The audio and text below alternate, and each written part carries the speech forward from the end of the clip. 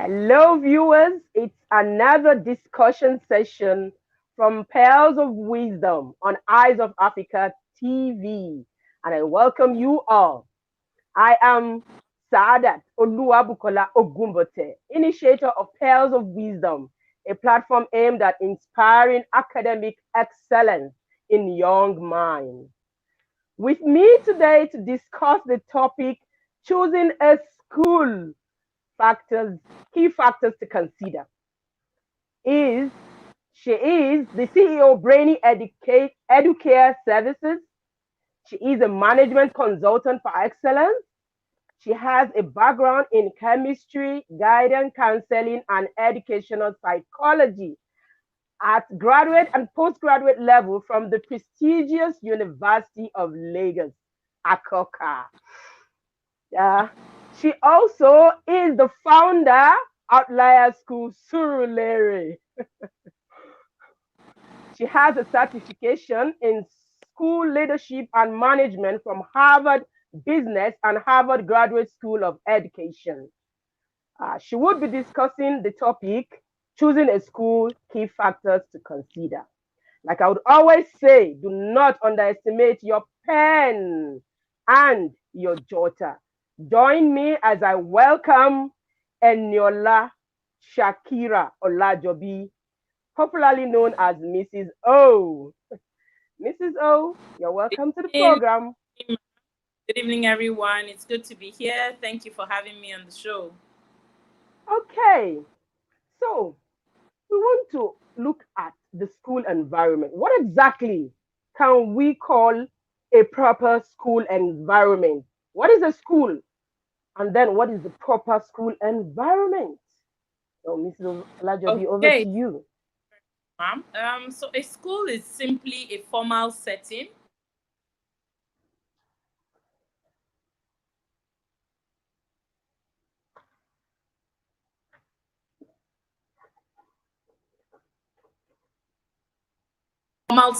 where children come in to learn using a structured curriculum. That's simply what a school is. Okay. So when I want to choose a school for my child, what are those key factors to consider? And what Okay. is the proper school setting? What does it look like, a proper school setting? Okay. My response may not be what you expect. It's going to be a bit different because in choosing the right school for your child, the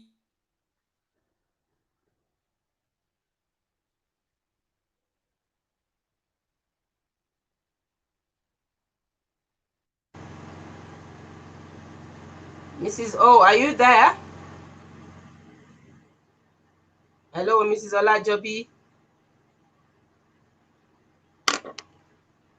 We're waiting to get back with Mrs. Olajobi. Sorry, viewers. Mrs. O.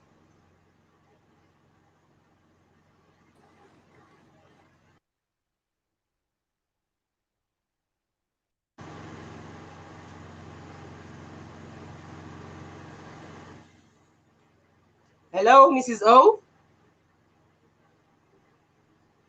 So parents are always in this dilemma, especially mothers.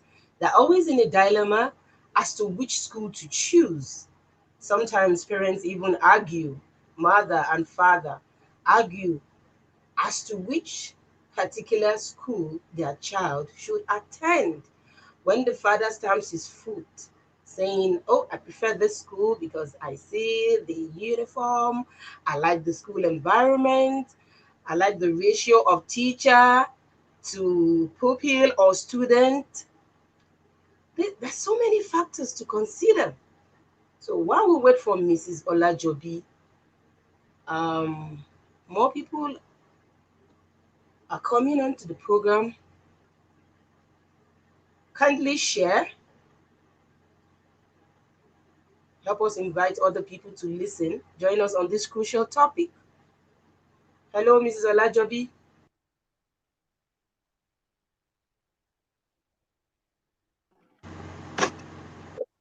Oh, okay. Hear me? Oh, she's back. Thank you. Mrs. O, we lost you there. Hello, can you hear us? Hello, Mrs. O.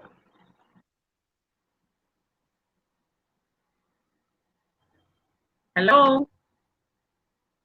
Okay, you Can are you hear back. me? I can hear you, so please continue. We are listening.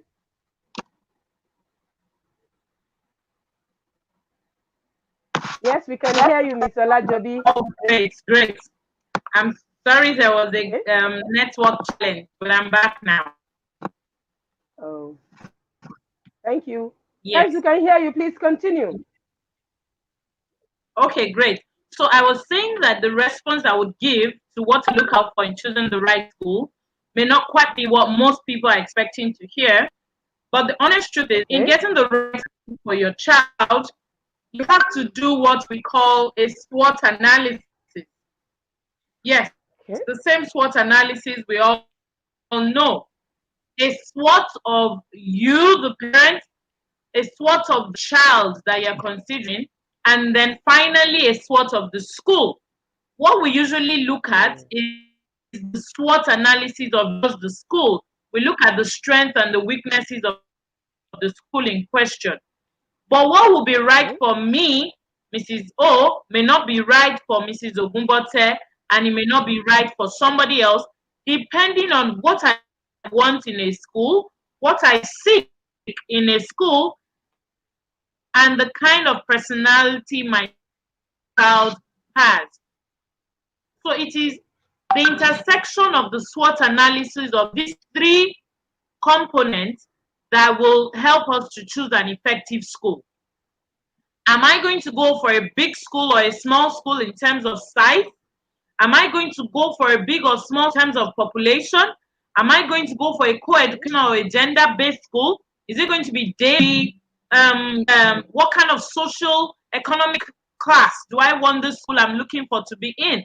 All of these things will be dependent on what I seek in a school, what is priority to me, and the kind of child that I am looking for a school for.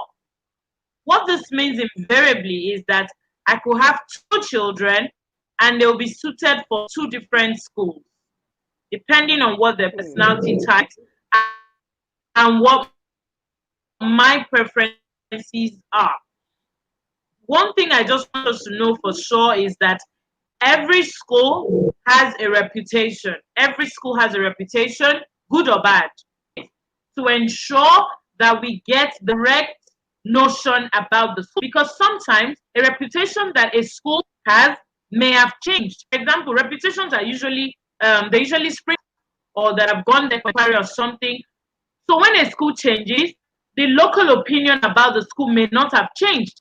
So sometimes you can have a school with a good reputation who is not quite representing anymore, or vice versa. So even after knowing what the reputation of a school is, as parents, we should still investigate further by having conversations with parents who are currently parents in the school. They have children in the school currently, and then we should take out time to visit the school. We shouldn't just say, oh, my friend has Mm. recommended the school, I will just go for it. So we should visit the school. We should have a conversation with the school, the admissions officer. We should take a tour, walk around the school to see what facilities they have and what facilities they do not have, so that there won't be any rude shocks when the child is admitted into the school. We should also ensure that we ask about their curriculum, the kind of curriculum that they use. Again, there isn't a hard and fast rule to say this is the kind of curriculum that is standard, but rather what works for you. What are you looking out for? Do you want a school where your child will get international exposure, and so you would want a school that has that uses two different kinds of curricula across countries? Maybe if you're in Nigeria, like I am in, you want a school that uses both the Nigerian and British curriculum because you're planning for your child to gain some international exposure, or um, to to go to the university in the UK or something like that. Or would you prefer a Nigerian and American curriculum mix? All of that will depend, but you must ask about it. You should also engage the teachers, not just the admissions officer or head of school, because there are schools where the head of school is very clear about the school vision. The admissions officer also, they know their onions, but the teachers are not clear. So you want to have a conversation with teachers, even the children, if possible. Hello, hi, how are you? You know, you just want to be sure that you know what you're getting into. And it's because when you look at selecting a school for your child, you do not want to make a mistake. You do not want a situation where you're changing your child's school every year, because this also has psychological implication on the child. So these are the basic things that you should look out for. Of course, there's some other that I haven't talked about. I don't know if I should go ahead or I should hold on for you to ask me a Please couple go ahead. more. Okay. Okay, great. Now we also have proximity to your house. I do not subscribe that children should school far away from their homes because of the stress. If you live in a busy city like I do in Lagos, you don't want your child traveling for several hours every day to get to school, because these are all the factors, these are all the factors that could affect a child's academic performance. The child may be too stressed by the time the child gets to school because the child has spent 2-3 hours on the way to school. So you also want to consider proximity. And if the school of your choice is not in your area, it is not out of place to relocate to move closer to your child's school, especially when you're a young family and you're still having children and you need a school that the entire family can go, and your first child is just starting off and you have younger siblings that will likely go to the same school, it is not out of place to move the home closer in order for the children to get the right kind of education. Because the honest truth, like Mrs. Ogunbote said, is that the kind of school that a child goes to will make or mar the child. And especially for the foundational years, the preschool and primary Foundational years, level. those are Oh. extremely important. So if you have to move closer Mm. to get your right kind of school, it it's not out of place at all. Now, another factor to Proximity. consider is your budget. Your budget Okay. has to be considered in choosing a school for your child. You do not want a school that Mm. you chose because, oh, my friends are going to the school, they say it's good, Oh. but it's too expensive for you. You don't want a situation where Oh. they're sending notification home, or they're sending the child out of the classroom, or doing all other sort of. Actually, the honest truth is that schools are meant to deal directly with the parents, but unfortunately, in some schools, they actually send the children home. They tell them things like, tell your parents that if you don't pay, you don't come Mm. tomorrow. So you don't want a situation where the And child that begins actually to affects have them emotional, yes, psychologically. emotional challenges Mm. because the school is out of your budget. So you must look at your budget carefully before you choose the school for your child. And then what I advise every parent when they're choosing a school is take out time to do your investigation. Write down 3 things that are most important to you. Is it academic rigor? Is it teaching excellence? And they're 2 different things, by the way. I know schools where there's a lot of academic rigor because the school it has a very stiff competition and there are a lot of smart students. But it doesn't necessarily mean that the teachers are teaching extraordinarily well. That one is teaching excellence. Are you looking for academic rigor? Are you looking for teaching excellence? Are you looking for good facilities? Do you want very spacious Mm. classrooms, well ventilated? Do you want beautiful and standard sporting facilities? Do you want international exposure for your child? Do you want a school that is small enough to pay attention to your child because your child has certain challenges? Or do you want a big school where your child would get the required competition? Maybe there are about 20, 30 in a classroom. Okay, I can see a question already. I'll come to that, Mr. McDavid. Thank you for your question. So we have to ask and select as parents three top priorities for us. Why do I say Top three top priority. priorities or maybe maximum five? Mm. The truth is this: Okay. there's no single school, and I repeat, there is no single school that has 100% of everything we want as parents. So we Whoa, have to whoa, decide whoa, which whoa. school has most Okay, of what I want. So if I want okay. five important things for my child and this school can take care of three, can I make up for the Mhm. remaining two myself? If Okay, yes, how do okay. I intend to do that? How do I want to make up? What kind of parental support do I want to give this child to ensure that my child comes out balanced? Again, there's no single school that will satisfy you 100%. And that's another reason why I'll Mm. say to us as parents that when you're done choosing your child's school and you have done thorough investigation and you have chosen the school, please be patient. Don't pull out your child at the slightest challenge because there will be challenges. There could even be readjustment challenges, especially if you have a young child, a preschooler. Most times, children below age 5, when they start a new school, they will cry for a while. It's only a few children that will be super excited and look you in the face to say bye bye and run into the classroom.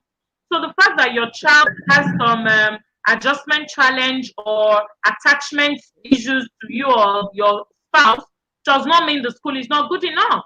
Give the child time to Okay. settle down. Give the school time to also get to know your child and begin to observe gradually. Because again, you don't want your child to go through the painful process of having to change school year in, year out. Now, let's look at the academic performance. Mrs. Even though O, schools, yes, mm, yes, ma'am, sorry to interrupt you no because it problem. has a relation with what you just discussed. Um, some schools, are more concerned about the academic excellence of a child, leaving out their behavioral outcome. So, what's your Right. take on this? Ha. Okay. The honest truth is that a school is supposed to focus on all domains of learning, the cognitive, Okay. the affective, and the locomotive. All three are important and they make a whole child. There's no use being brilliant with bad manners or bad affection or inability to being physically unfit or unable to do sports. So a good school should focus on the three. However, some Okay. schools focus on one at the expense of the others. So The again, as a others. parent, Mm. you want to ask yourself, what is important for me? I must look for a school that is able to balance the three, Okay. that is able to provide academic rigor, that is able to provide good emotional education, moral, extracurricular, and of course, Mhm. sports. Not PHE notes writing in the classroom, but they go out, they play, and they do sporting activity. So that's the balance Hmm. that we have to look out for as parents. And then, of course, like I said, Okay. there'll be you have your preference as a parent. You may say, okay, even if the school will lack in one area, if it's not so strong in this area, I know I can work on it myself. But if the school is going to be lacking in this area, then I have to ensure, I'm going to take my child to Okay. that school. So again, there's no perfect school. We have to look at the most important area. Does this work for me? And can I work hand in hand with the school? Yes, that's another area. As parents, we must see ourselves as partners in progress with the children's school. It is until the point where we speak to them and they're not willing to listen or they're not accommodating of new ideas that we can say, oh no, this is the wrong Mm. school. And that again is something you want to find out even before you put your child in the school. Do they have an open Mhm. door policy? Do they allow ideas to come from parents? Or is it just their idea alone? Are they just set in their ways? All of these things will help you to decide whether this is a school you want to put your child in or not. Because, like you would see in every school, we have students that are doing exceptionally well, we have average students, and we have struggling students. So, what then makes a child fly? Because For every school you say, oh, my child is not doing academically well in this school, I'm going to pull my child out and I'm going to go to another school where I know a child that is doing academically well. In that school that you're taking the child to, the new school you're going, there are also some struggling students there. So what exactly makes the child struggle and what makes the child thrive? Those are the things you will look at before you take your decision. And please, as parents, we should not be quick to jump from one school to the other. It's always good to know that we should ensure that we know what we're getting to in the first place. And by the time we've done that, we're not likely to start to jump about. But a few times, it's possible that we missed out on some very important things. And then we should take the lessons and say, oh, I have learned. The next time I'm going to look for a school, I must ensure that I look out for this and this and this, because those are very, very important to me. And of course, the child's personality as well. Some children are very fragile and they cannot cope in a large school where there are all sorts of children from all sorts of backgrounds. So you want to look at, oh, my child can't go to a largely populated school. I'd rather have this child in a smaller school setting where I can even have one-on-one interaction with the teacher, where the teacher knows my child and can give me an update. Or maybe I have a child that gets easily carried away. If I can't have such a child in a huge school, and have a child in a small school environment so that the child's attention can be drawn out again and again.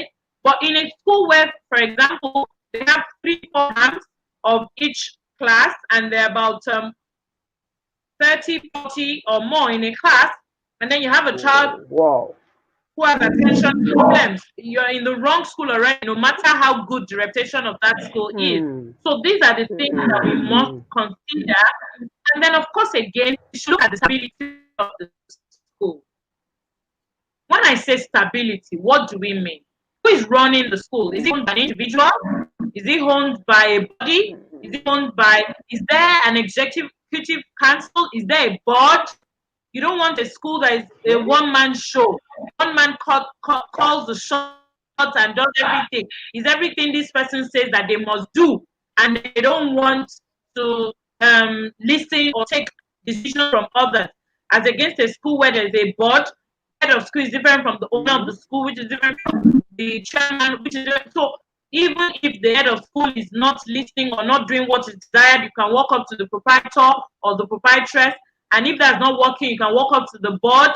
You also want to look at stability, as against a school where there's the same person who is the head, is the owner, is the chairman, is the board. So there's really nothing you can do if you have certain complaints or challenges that are not being taken the way that you expect that it should be taken. So these are all the things that you should consider. Yes, ma'am. May I ask, Mrs. O? May I ask quickly before you move ahead? Some schools, probably, if I like a particular school, and then I asked, and I got the information that they don't have a forum or a forum, parent-teachers forum in that particular school. What advice would you give such? I love the school, like you said. There's no school that has 100% in all these factors and these tips you're telling us. So you want us to have a relationship with the school. But how do I have a relationship with a school that doesn't have a forum where parents and teachers come, to have a tete-a-tete? How do you address this? So what can you tell? And then another one. Okay. Hello? Can you hear me? Yes. Then I want to ask also, yes.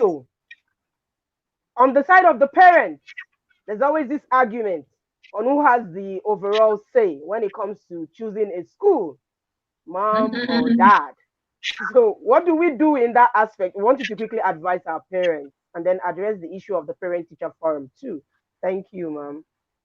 Okay, thank you very much. I'll just answer the 2 questions very quickly, and I can see some other questions on the screen. Question about PTA or a school not having a forum for parents and teachers to rub minds. The honest truth is, you are very correct. I've seen quite a number of schools that don't have PTA or they do not have any forum where parents and teachers can talk, have conversation, and rub minds. because they are afraid of some extreme comments or conversations between parents and teachers.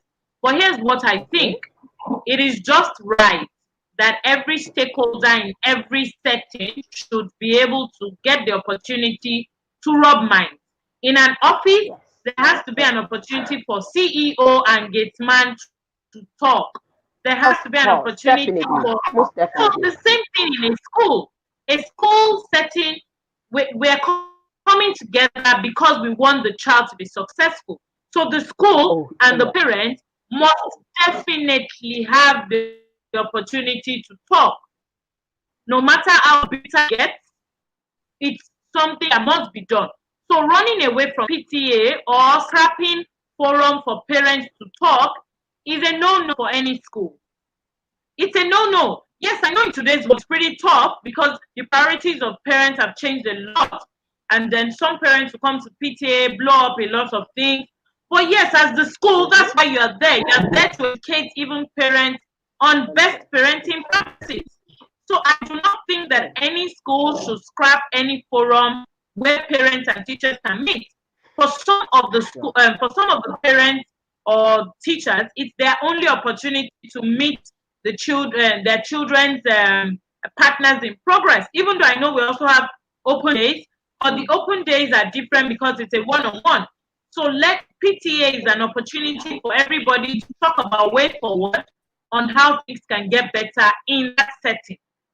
I strongly recommend that we should always have opportunity for parent-teacher conferences.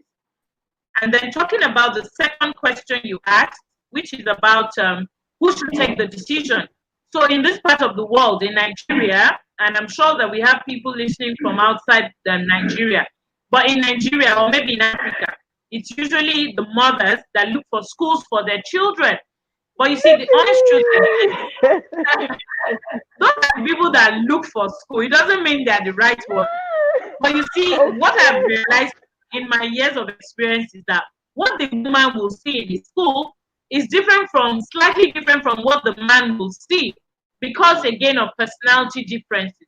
So I would Mm, recommend strongly, if possible, that both the husband and wife should go together to search for a school for their children so that they can make a decision and they can agree that, oh, you saw this, oh, me, I saw this. Then they can bring their two perspectives together to create a well-rounded decision for their child. And of course, if possible, they should take the child as well. Though sometimes taking the child the very first visit together. may be a bit Mm, distracting. It may be distracting because the child may instantly fall in love with the school. Maybe the facilities are wow. And for you as a parent, the facility may not be your number one priority. So the child is already crying, this is the school. So I would recommend that as parents, we visit the school for the first time alone, and then subsequent visits can be with the child when we have already seen certain green lights that is making us consider taking the child to the school. Yes. So those are my responses. So someone is asking, okay, one of our viewers is asking structure or content, which is the most important in choosing a school? Which is the most important to consider when choosing a school? Is it the structure or the content? And I think you've addressed a little So bit of it, again, like but I said, just okay, again, like I said, it really depends on what you need to for your satisfy. child as a parent. Yes. Ordinarily, you would think that the right answer would be the content. But again, it depends on what your peculiarity is. I'll give you a typical example.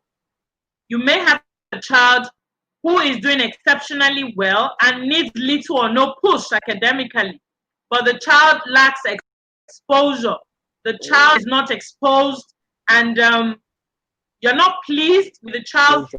level of exposure or interaction. So in that case, you want to specifically look for a school that has a very high social status, big facility, because you want the child being a local champion. So ordinarily, Mm, you would have expected that you look for a school with content. So again, it really depends on the child okay. and you, what you're looking for for and what the child also needs to improve upon.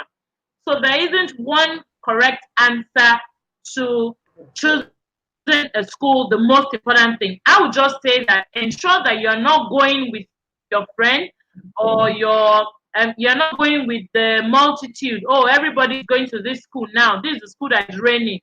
No. Why is it raining and what do they have in stock for you and your child? It has to be custom. It has to suit you and what you're looking for.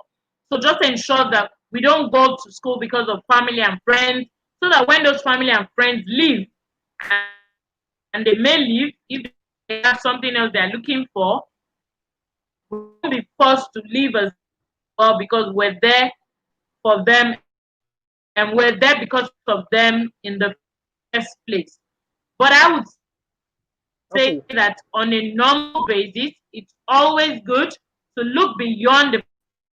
Facilities are very important, but it's always better to look at what the kind of Yes. relationship is with teachers.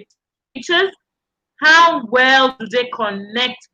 How well do they connect with the children? That is key for me because even when the facility is good and everything looks okay, if the teachers are disconnected Mm.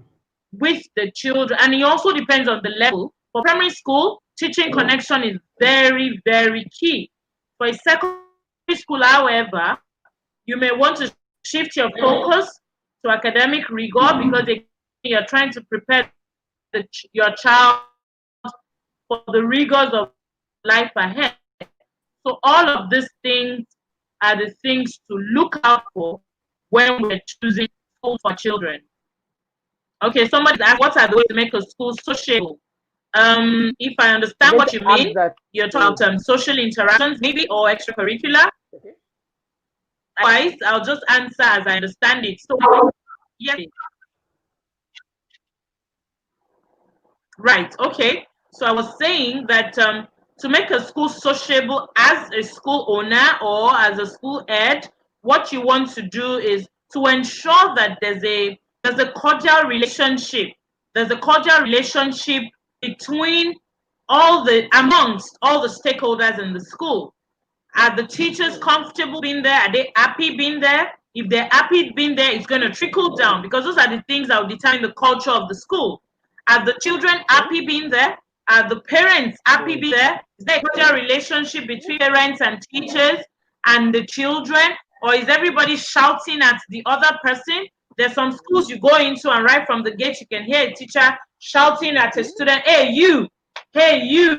So you can already see the Mm. Mm. disconnect. The teacher does not even know the name of the student.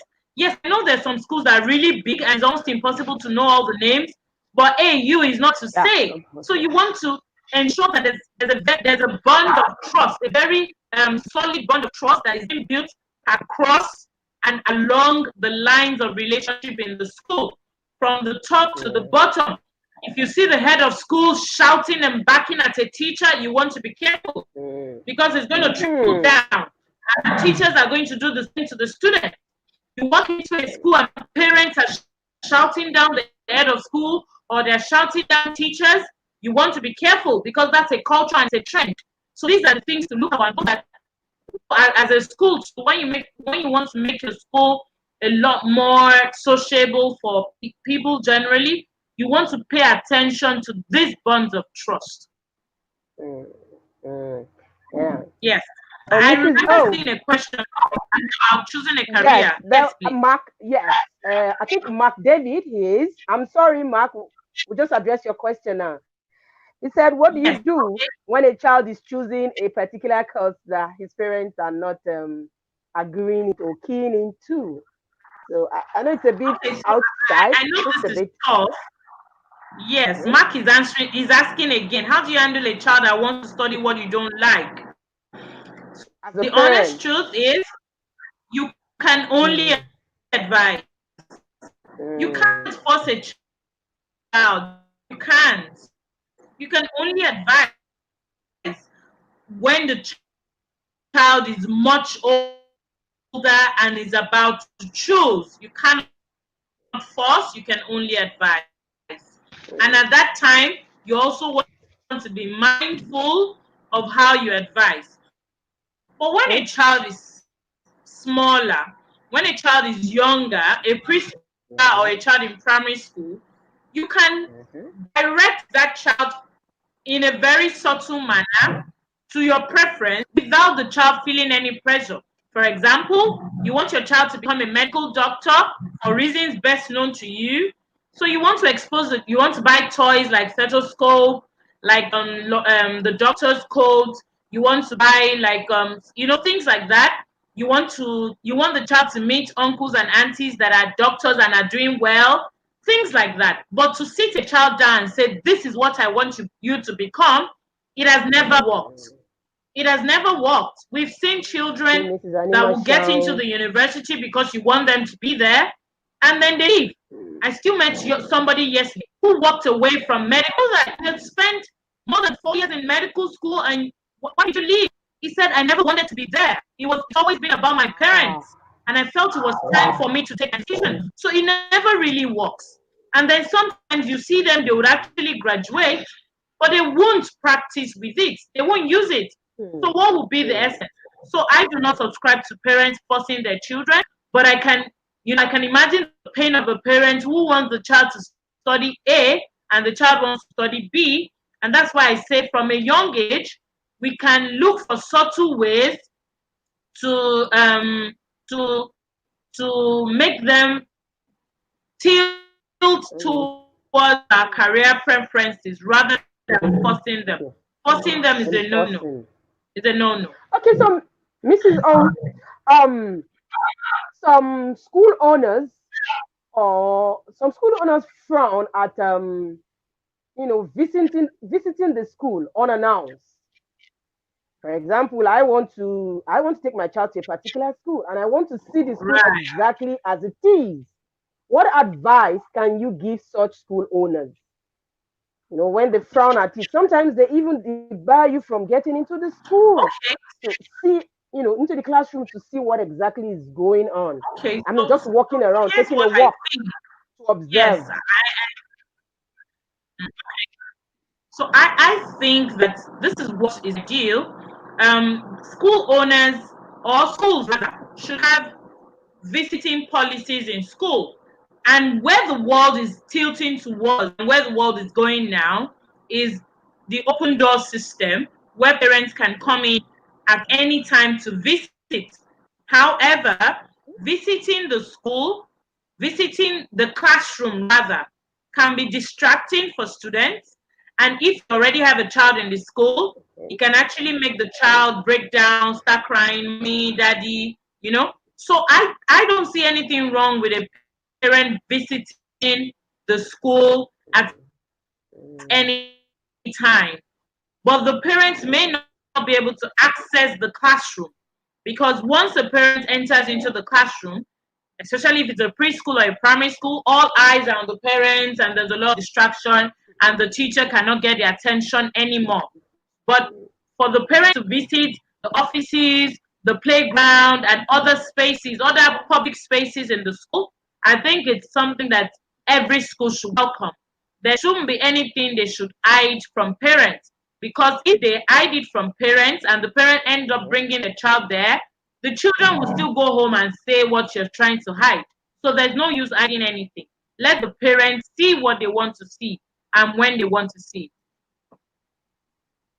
Somebody is asking, what are the key factors in helping a child build? I want to believe it said self studies, probably self esteem. Who is the key factor, or who is really the person to build or help to build self-esteem? Is it the parent or the school? Who is in the proper position? Okay, I want I to can see the believe that question on my particular screen person as is well. Okay, referring the to honest self-esteem. truth is parents, self-studies. I'm thinking maybe talking about the child achieving a routine, um, um, or the child becoming an independent learner. But I would say the honest truth is this: schools and parents are partners in progress. and there isn't one person that is the key factor. But here's what I'll tell you.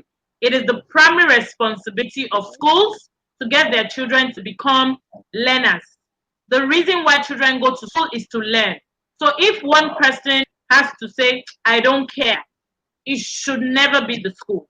We have today a lot of nonchalant parents. In fact, in those days, we had illiterate parents. They couldn't read or write, but they sent their children to school, and the school turned around those children. So it is the primary responsibility of school to ensure that learning takes place. However, Okay. if you want your child to be exceptional, you have to be involved as a parent. And that's why I said in every school, we have outliers, we have the flying ones, we have the struggling ones, and we have the average students. So the honest truth is, you want your child to be a flying student. As a parent, you are not like to have up to 10 kids at home. So you want to be sure that the environment is not what is ripping the child.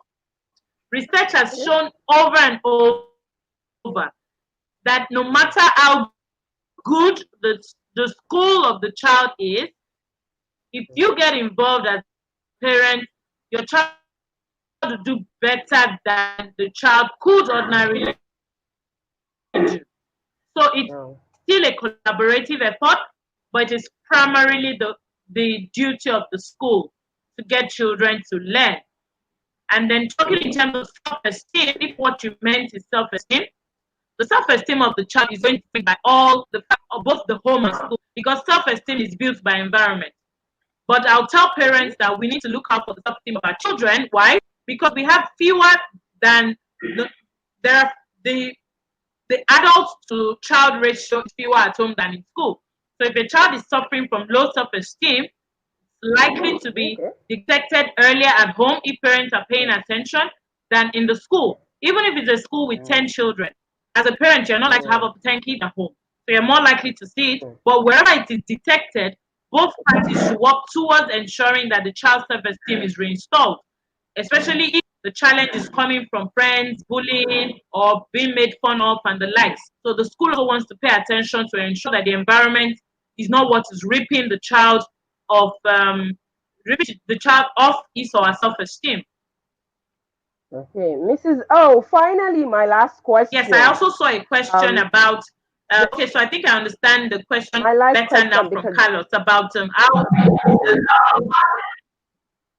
I have a question. Okay. My last question now, Mrs. O. Hello. Yes, please. Is it I can hear necessary to you. know how teachers? Is it necessary to know how teachers of a school of choice are trained, supported, or monitored? Is it necessary by an intending parent? Well, okay. I would say that I don't think it's necessary, and I'll tell you why I think so. So if you ask the admissions officer or the head of school, they will definitely give you a response. And the response sometimes may be far from the truth. So I think it's just Hmm. sufficient that you confirm that the school is constantly training their staff. If you ask what the means are or how they monitor them, well, it's okay to ask, especially when you have a peculiar child. You want to be sure.